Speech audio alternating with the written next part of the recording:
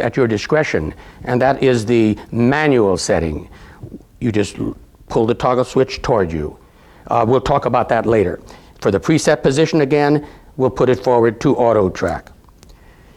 The other toggle switch on the right has a signal boost on it and a battery test. The battery test you just pull toward you and let it go, it spring loads back and records the general condition of the battery. If you hear the sound and see the blocks fill up, you know that it is, the batteries are full. The audio signal boost increases the sound of small targets. And the center position, where I have the initial setting, has nothing happening. It's just a normal sound. So you have a 1 position, 2 position, and a spring-loaded position. We'll leave that alone and leave it in the center position. The other control, the last control, is underneath the handle, and it's a trigger switch. It's also a toggle, which controls the audio iron identification. The visual iron identification is constantly being shown on the display. You can look at it or ignore it. The audio display is controlled by the trigger. In the center position, which is where we're going to leave it, which is the initial setting, it just gives you a normal sound on every target. And if you decide you're going to use the audio input, you can lock it forward and use it all the time, or squeeze the trigger and hold it in, and you get it momentarily while it's squeezed. Now I'll talk about that later because there's more that goes on with that trigger. It's actually analyzing target when you squeeze it, and forward it is operating the iron ID all the time. Whatever, there is an audio iron grunt, which tells you when you've got about 85% chance it's going to be iron, and to ignore the target. That grunt is available squeezed or pushed forward. In the initial setting, we're going to leave it off in the center position, which means that at this point, you can actually go out and hunt. You don't have to do anything with the touchpads. They're there because if you're going to use manual ground balance, you've got a plus and minus touchpad like we had on the Go Master 4. You've got a grab button, which is brand new. I'll talk about these later, which instantaneously measures the ground and sets the ground. That can be used both on the manual ground balancing, on this ground balance control, or in the auto tracking. But we won't have to bother with any of that to get started.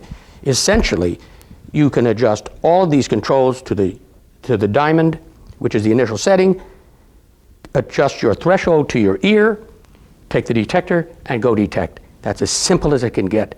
And it's doing it for you, and it's doing it very, very efficiently. We're going to go outside now and see if we can do a little bit of hunting in the field to show you how it works outside.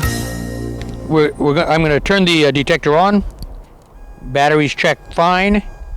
Turn my gain to the initial setting. I've got everything in the initial setting, and all I have to do now is I'm on tracking, so I'm just going to pump once or twice.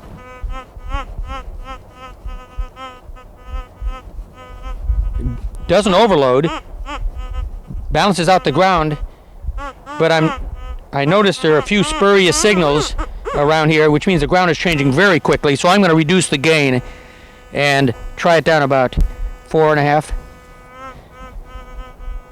Now, notice that's a lot quieter. I want to be able to hear the target through the threshold. So what I'm hearing now is a nice smooth signal. Every so often I go over a piece of what mineral, 1 or 2 pumps, it's gone. I recognize those as minerals because they go away immediately with 1 or 2 pumps. But I'm going to cover the ground thoroughly as I can, maintaining the threshold, as I said before, at the end of the sweep, coming back, so I want a constant threshold. Any little rises and falls, now there's something. That was also hot rock, because that goes away right away. Whoa. Now, that one, that's a piece of iron. That grunts. Hear the grunt? Okay, I'm going to ignore that target. Now, 1 or 2 pumps, back to threshold again. And that's the name of the game. Separate out the iron, separate out the changes in mineralization, a couple little pumps. Nice, clean threshold. Now, they've planted a nugget up here, and somewhere along, it's not going to grunt on me, hopefully. That one reads 50%. That I believe is our target. That's not grunting. It's a good target. It's not iron. And this is where we'll isolate the target. That's where it's at. Right in here. Now it's in here someplace, and the cold hold. You have it not there. The nugget will go right to the bottom of the cup immediately.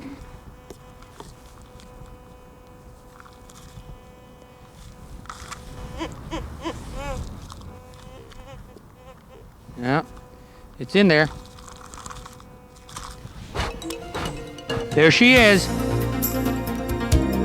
To fully explore where you might make worthwhile discoveries would take a lot more time than we have here, but there are many resources available to help you come up with a few favorite spots.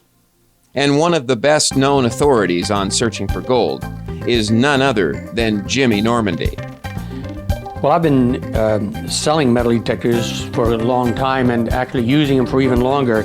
And one of the first questions that's always asked is, where can I find gold? Well, the old proverb is, gold is where you find it, but we can sort of shorten the odds by knowing where to look. And one of the first things I tell people is to go where gold was found before.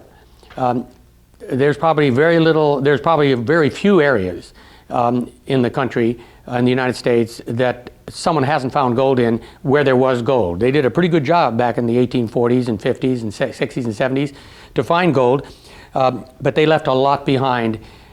If you were panning or sluicing or using a dredge, you're locked into rivers and streams. With a metal detector, it's pretty neat because you can find gold in a lot more places. And in a dry desert, for example, in dry washes, there's plenty of gold.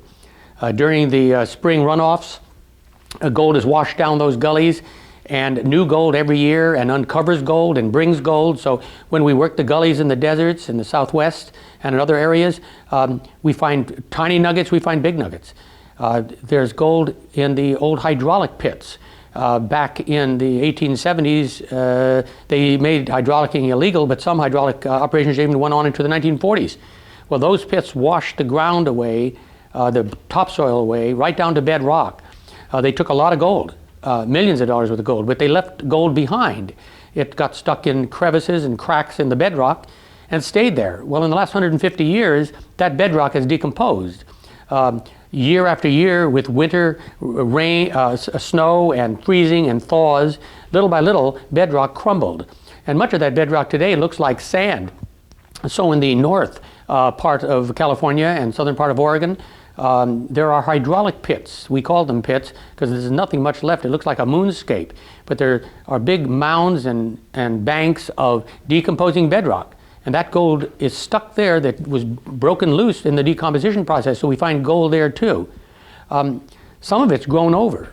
The high benches in areas that have been hydraulic and above streams have tailing piles. The Chinese worked lots of areas with and pulled boulders out of these gullies until they got down to the bedrock, and they piled those rocks on the sides of the bank, and they dusted the gold out of the cracks. Again, they left behind gold, particularly in those tailing piles. I myself got a 20-pound piece of quartz 2 years ago with 24.5 ounces. That's over 2 pounds of gold in it. That was about 30 inches deep in the bottom of a tailing pile. That rock was thrown there by Chinese miners, covered by mud then. They couldn't tell the difference between 20 pounds and 22 pounds. 2 pounds of it was gold. And I located it with the Gold Master. So there are lots of places. You have to use your imagination. Again, get a book.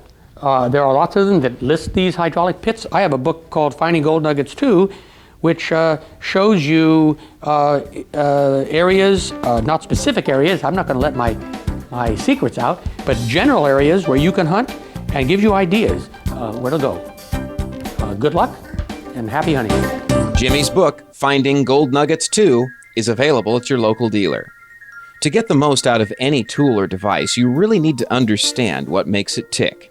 Have no fear, we're not going to bombard you with tech speak.